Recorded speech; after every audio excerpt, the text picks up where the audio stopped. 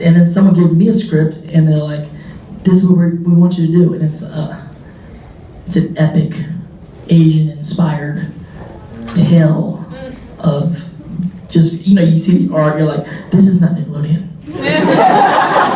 That other stuff, you're like, that animal with a cat on one side and a dog on the other side, that's a Nickelodeon. Like these like Asian characters with like all this like, kung fu and stuff, that this is not.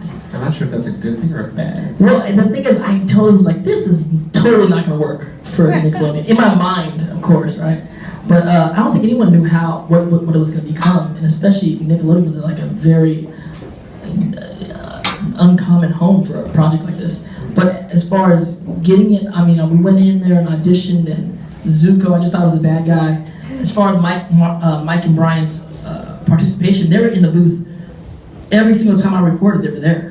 So they're very hands-on creators. This is their baby. This was like their first show that they got done, and they're brilliant.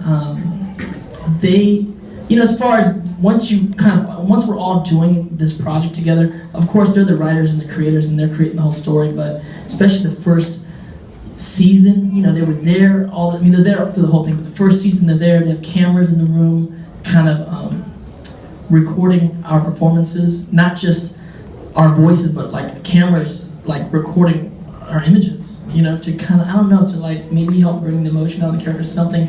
They're very detailed.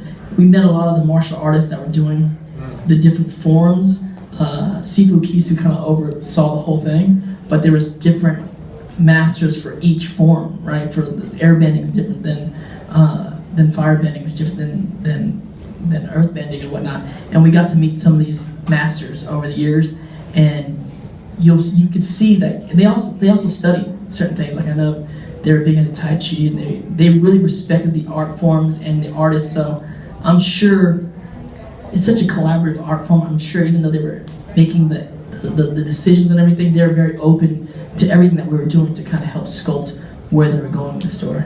I'm pretty sure a lot of people have probably seen the clips of. Or at least in the making of Avatar documentary, where they're showing the performance of these martial arts, and like Brian, who I believe was one who got like really into learning them all, and doing all that. And then I'm pretty sure it was Brian who also performed the infamous dance scene by that one kid in the cave from the Fire Nation, where he's just like,